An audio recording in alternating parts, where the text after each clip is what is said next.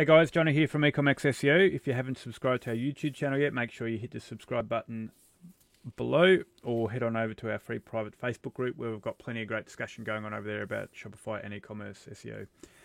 Just got a bit of a case study to show everyone today. This is a good example of where consistency, and if you have a system and you repeat the process on a monthly basis, you get really, really good results with Shopify stores. Now, this is a client of ours. I've got some data in one image, and then I'll bring over the images individually and just discuss them as we go through this. So, it's again a good example of SEO doesn't have to be complicated to get results. It's very easy to get taken down the rabbit hole and get overwhelmed with what needs to be done. Now, don't get me wrong, there is a lot of work and you do need to understand what you're doing, but there's some pretty simple core concepts that if you continue to use them as your pillars, things are less overwhelming, and then you just consistently do them and you'll get results. So I'll just talk a little bit about this site and this client site. So we've been helping this client for 6 to 8 months. Their site is I'll say it's within the home niche or home market, but it's a subcategory of the home market. The products convert well. There's about 250 to 300 products at any one time that are live on the site. Some of them are seasonal. The bulk of them are sold all year round. When this client came to us with this site, they knew the products converted well. They'd run paid campaigns as well, but weren't getting a lot of traction with organic growth. And understanding that it's important, they obviously wanted to know how we could help. So the first thing is the site was a real mess. We did a lot of work on the technical side. We ran technical SEO crawls. We used Deep Crawl for that, just to understand where the SEO issues were, and this is where like technical SEO can get a little bit overwhelming and complicated, but some of the simple things that they're easy to fix, like broken links. There's a lot of broken links on this site from products that were out of stock. There was a lot of orphan pages that there was no internal links going to those product pages. A lot of thin content. There was duplicated blog posts that they had two different people doing blogs, and they're actually being accidentally duplicated just in their systems. So there's a lot of weird stuff going on, and not a lot of traction was happening with the organic. So we started by basically cleaning the site up, both in the technical side of it, and then also on the on page, and just getting the structure right. So I'll just go through. Firstly, I'll go through some of the results and then talk about sort of the pillars and how we work with those. So this is this data here from Shopify. It's for the last 60 days. So you can see here the search revenue is up 31%. So it's all well and good being able to improve traffic on a site. With an e-com store, you've obviously got to improve revenue as well. That's where it needs to be. So we've been able to do that, and that's been consistent since we've been working with this site. And there's a lot more room to move with this.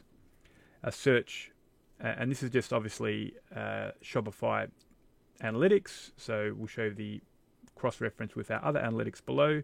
That sort of certainly does prove that we're getting results that we can see here, because sometimes the attribution on Shopify Analytics, it's hard to understand if it's correct or not.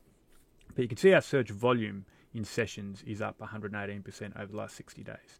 And this is then backed up by our data here. So this is a monthly graph of Google Analytics. And you can see it started to get a little bit of traction in February, then March, and then April. We had our biggest month to date. And then obviously this is the middle of this month. So we're on track here to at least meet or go past it again in this particular month. This was the biggest jump. Last month was the biggest jump, April 2021, that this site had seen. Went from about, actually I'll bring over the actual main image for that. So just to get a bit clearer look.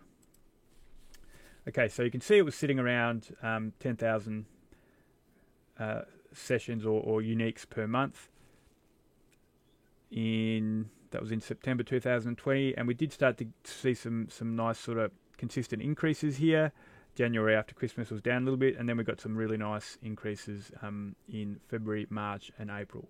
And from March, it was around about 15,000 uniques, and then 21,500 uniques in April. So a big jump, big traction, and that was seen in our ranking stats as well, where a lot of big keyword terms jump from sort of the second page to the first page. And I'll talk about what sort of pages were moving in this particular month as well. So that's Google Analytics. And now I'll bring on over Google Search Console. So similar type of pattern here. A bit of a spike here. We believe that was on a sale that went out in print, and so people are obviously searching for the brand. So a nice steady increase here, and starting at around 500 unique click-throughs per day, and now it's hitting 1,000 regularly, and that graph is continuing to head in the right direction, obviously. So in terms of strategy, these are kind of the 4 pillars that we consistently work with to get these results. So, as I mentioned earlier, the first thing, technical audit and solve. And we run a technical audit on all sites every month because, 404, broken links, orphan pages do just happen with Shopify stores, depending on what happens, in the admin of that store during that month. So we run that audit every month. That Deepcrawl connects to Google Search Console and Google Analytics, so we can identify any issues and then go and solve them. The on-page, so once the on-page is done, apart from content, there is work, because we go back and we re-optimize content, and we look at ways of improving existing content, so collection pages, for example. Looking at H1 and H2 titles on collection pages, and then also looking at products that are doing well and how we can actually, so there might be a product that's got a good search volume for a keyword on page 2, and then how we can optimize that product page just to push it onto page 1. So, but a lot of that grunt work's done on that, the first couple of months when this site came to us, and now it's a process of working on it during the month just for those tweaks. Then also we do monthly content. So you cannot underestimate the power on an e-com store of publishing content that's relevant and actually has the right user intent as well. So we're publishing content, we're not only improving traffic, but when we set up our internal linking correctly and actually pushing that power and relevancy from our blog posts to our collection pages or product pages that are relevant, then we power up those pages as well. And they're the type of pages now, in that big jump in April, the collection pages and product pages got a big jump. And we haven't done a lot of work like link-wise to those pages in the last couple of months. Most of our process has been on the content, internal linking to those relevant collection pages. So we're trying to create clusters of topics and thematic relevance within these clustered articles that then convey that power and trust and relevancy to those collections and product pages. And at first, it takes a while for it to kick in, and that's what we've seen in April, where we really, not only do these blog posts really, they rank well on their own for certain keywords, but if we set up our internal linking correctly and we've got our anchor text right and our relevancy, that we start to rank those collection pages for the buyer intent keywords as well. So that takes a bit of keyword research to understand how you're wanting your pages to rank. And Google will rank, obviously, blog pages if that's what it thinks the user intent is for a certain keyword, and you'll see a lot of pages where it's all blog posts in the Google SERPs, and then other times you'll see collection and category pages of e-commerce stores, for example, and lots of Amazon and Walmart. So that's essentially what we're using the content for. So we're not publishing a lot of content. We could publish a lot more and probably get better results, and not have to spend so much time and effort looking at our off page, so our linking, for example. But this process is working well, and obviously we have to work within the client's budget also. So there's a cost in creating that content. We're a big fan of Surfer SEO, so we look at optimizing our content correctly for that. But can't underestimate, and I can't emphasize enough, the importance of internally linking these clusters correctly. Because once you start pushing links to these clusters and these blog posts, obviously you get that push right through that entire cluster. So internal linking is really important. Then we look at our monthly link building strategy, so target, relevant outreach, guest posts. We've done some small niche edits, reached out to relevant article owners or blog owners to add a bit more content to pages. And then we're also doing a little more tier 2 linking as well. So we're actually creating links, relevant links, and pushing to these tier 1 type links that then flow back to our site.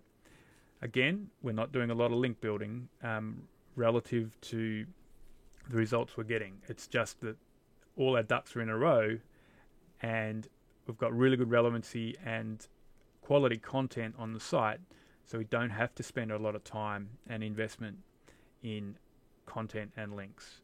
So it's a well-balanced strategy as we're looking forward for this particular client. Now, if they want to get more aggressive with their content, for example, we can certainly do that, but it's just where you want to go. And within this particular market, there's a lot more room to move. So they're getting good results, they're very happy, so I wouldn't be surprised if they want to get a little more aggressive and scale even further.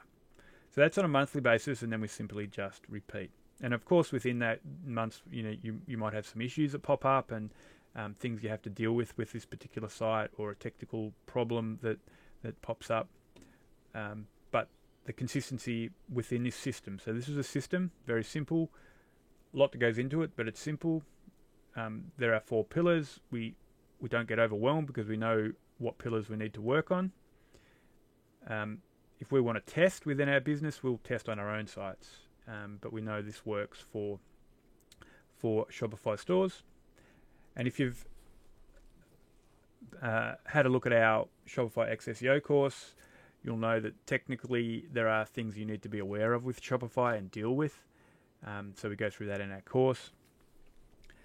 But the pillars always remain the same. So I hope that gave you a little bit of an insight on sort of some of the results you can get. What we're seeing now with this particular client as well, with this site, it's moved into that next level of, it's almost not quite, but it's almost an authority site. A lot of the terms that it's ranking for now on the first page, it's in amongst Amazon, Walmart,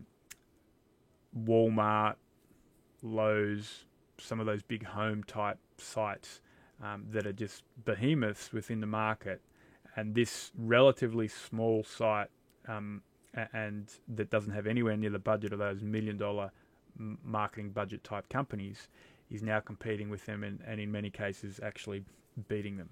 So the future's bright for this particular store, and the client certainly wants to look at reducing ad spend and just making sure that we continue to grow organic search. The return is so much better. And that's where once you start getting these results, you start to understand that organic and SEO, even though there's a time period involved and it's still not cheap, but the return is much better. So, okay, I hope you enjoyed that case study. Giving you an idea, if anyone's not at this stage yet, how we work with our process, how we just focus on those pillars each month. We're consistent with it, and I can't emphasize enough how important it is to be consistent. So you need to make sure you've got budget to do it monthly. You need to make sure you've got the resources and time, and you just continue the process. It works time and time again. Okay, thanks.